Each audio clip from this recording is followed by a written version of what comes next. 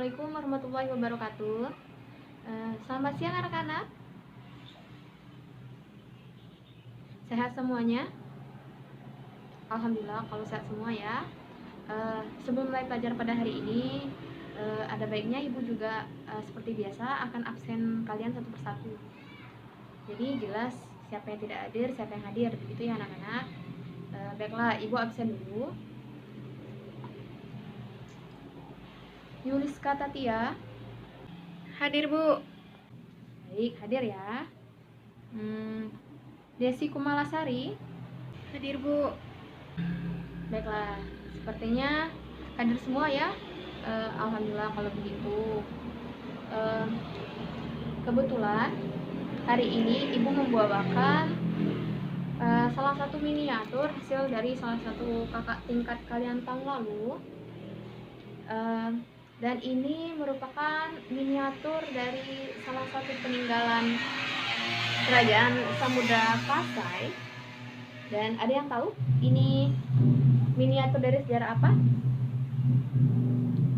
Yuliska, Desi, ada yang tahu? Baiklah, sepertinya kalian belum mengetahui ya. Lonceng Cakradonya yang merupakan jejak Laksamana Cheng-ho di tanah Aceh. Kerajaan Samudra Pasai yang merupakan kerajaan Islam pertama di Nusantara atau mencakup Indonesia, Malaysia, Singapura, Thailand Selatan, Brunei Darussalam, serta Filipina Selatan, memainkan peran penting dalam penyebaran Islam di Nusantara. Banyak kalangan yang datang ke Samudra Pasai untuk belajar tentang ilmu pengetahuan dan peradaban Islam. Salah satu yang paling terkenal adalah kedatangan Laksamana Cheng-ho, pelaut dan penjelajah terkenal dari negeri Tiongkok. Berdasarkan sejarah, Laksamana Cheng-ho pernah berkunjung ke Samudra Pasai atau Aceh Utara sekarang bersama sekitar 1.000 anggota batalion. Yang kala itu orang Samudra Pasai lebih familiar memanggilnya dengan nama Mahu. Cheng-ho digambarkan sebagai sosok muslim yang taat. Dia melakukan ekspedisi ke Samudra Pasai atau sekarang Aceh Utara dengan tujuan untuk memperdalam ilmu agama Islam. Dalam ekspedisi itulah, Cheng-ho membawa hampir 1.000 jamaah muslim dari berbagai kemahiran ilmunya masing-masing, di antaranya ada yang ahli galangan kapal, irigasi, pertanian, dan perubatan. Cheng-ho alias Mahu berasal dari keluarga muslim dari Yunan, Cina. Dia adalah tokoh penjelajah ulung pada eranya. Tokoh muslim ini datang ke Pasai karena pada saat itu Pasai sangat maju dibandingkan pelabuhan lainnya di Sumatera. Laksamana yang alim ini membawa pasukannya mayoritas muslim guna membantu rakyat Pasai bila ada kekurangan dalam membangun negeri Islam pertama di Nusantara ini. Cheng-ho berlabuh di Pasai tahun 1414 Masehi. Namun tidak diketahui secara pasti berapa lama sang diplomat ini berada di kerajaan Pasai dalam misi memperdalam ilmu pengetahuan tentang Islam. Warisan Cheng-ho di Aceh masih tersimpan baik hingga saat ini. Di antaranya yang paling terkenal adalah lonceng raksasa yang dinamakan dengan lonceng Cakradonya. Berdasarkan catatan sejarah, lonceng ini merupakan hadiah persahabatan dari Kaisar Yongle yang berkuasa di daratan Tiongkok kepada Kerajaan Samudra Pasai. Sekitar tahun 1414 Masehi, Kaisar Yongle mengutus Laksamana Cheng-ho melewat ke Aceh untuk menjalin kerjasama dalam bidang keamanan dan perdagangan. Kong Yuanzi dalam buku Muslim Tiongkok, Cheng-ho 2000, menyebutkan beberapa waktu setelah Kerajaan Samudra Pasai menerima hadiah lonceng Cakradonya, kemudian Raja Zainul Abidin mengirim adiknya sebagai utusan kerajaan berkunjung ke Tiongkok. Kerajaan Samudra Pasai juga merupakan kerajaan Islam pertama di Nusantara. Pasai ketika itu dikenal sebagai kota pelabuhan yang maju dan padat lalu lalang kapal-kapal. Kerajaan Samudra Pasai juga mengekspor rempah-rempah hasil buminya ke berbagai negara, termasuk ke Tiongkok. Kerajaan Samudra Pasai ditaklukkan oleh Kerajaan Aceh Darussalam di bawah pimpinan Sultan Ali Mugayyad Shah pada tahun 1542 Masehi. Lonceng ini disita dan diboyong ke kota raja atau Banda Aceh. Di masa pemerintahan Sultan Iskandar Muda pada abad ke-17, lonceng itu ditaruh di bagian buritan depan kapal induk armada laut Aceh yang bernama Cakradonya. Lonceng ini dikenal sebagai pemberi aba-aba dalam setiap penyerbuan di laut. Armada laut Portugis menyebut kapal Cakradonya sebagai Espanto do Mundo, yang berarti teror dunia. Di kapal Cakradonya ada 3 lonceng dipasang, yaitu lonceng di depan kapal diberi nama Akidato Umue atau berita kejadian. Di bagian tengah kapal ada lonceng Kasiru Kairan atau berita balik, dan di ekor kapal dipasang lonceng Tulak Mara atau penolak bencana. Ketika kapal induk Cakradonya berhasil dirampas Portugis, keberadaan lonceng tersebut pun sempat berpindah tangan.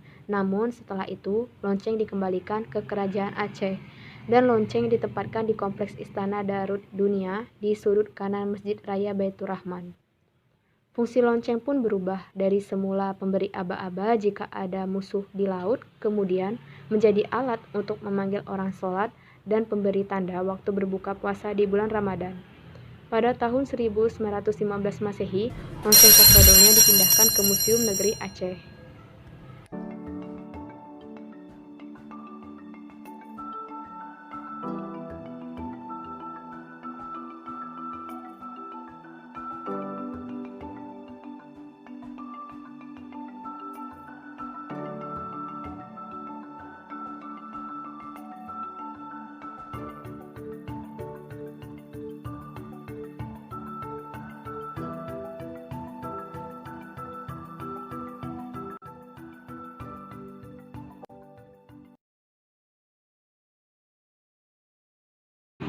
Wah, pertanyaannya bagus. Nah, baiklah, Ibu akan menjawab ya arti dari nama Cakradonya. Cakra itu artinya poros, kereta, lambang-lambang, Wisnu, Cakrawala atau matahari, dan kabar. Sedangkan do-nya berarti dunia. Secara harfiah dapat diartikan sebagai pembawa kabar dunia. Selain itu, Cakradonya juga sama dengan epiteton atau sebagai penghias dalam bahasa Sanskerta. Cakrawartin, yaitu penguasa tunggal atau penguasa dunia. Nah, untuk sebelah kanan Ibu sepertinya sudah ada yang bertanya ya. Jadi giliran nih Ibu Mita yang dari sebelah kiri Ibu nih. Jika ada anak-anak dari bangku yang sebelah kiri Ibu ini ingin bertanyakan, Ibu persilahkan. Bu, saya ingin bertanya Bu, mengapa dinamakan lonceng Cakradonya? Nah, jadi begini anak-anak, mengapa dinamakan dengan lonceng Cakradonya?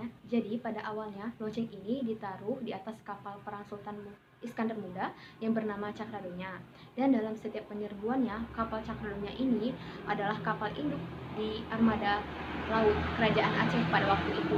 Ukurannya yaitu sangat besar, sehingga Portugis menamakannya dengan Espanto do Mundo, yang artinya teror dunia.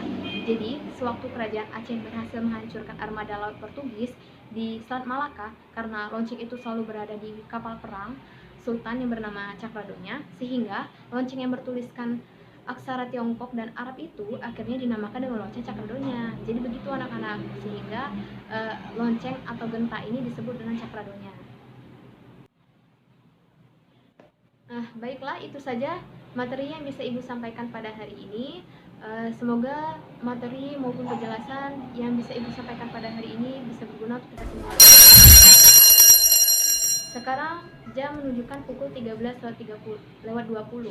Artinya sekarang jam waktunya pulang sekolah ya anak-anak. Nah, oh ya, sebelum Ibu memulangkan kalian, Ibu akan memberi kalian tugas. Di sini sudah Ibu siapkan. Tugasnya yaitu kalian membuat miniatur seperti yang Ibu contohkan tadi, membuat miniatur sejarah sejarah dari Kerajaan Sriwijaya. Dan minggu depan dikumpul paling lambat di siang hari. Nanti kalian bisa kumpul di kantor ya, di meja Ibu. Baiklah, Ibu cukupkan sampai di sini dulu. Dan Ibu akhiri, wassalamualaikum warahmatullahi wabarakatuh.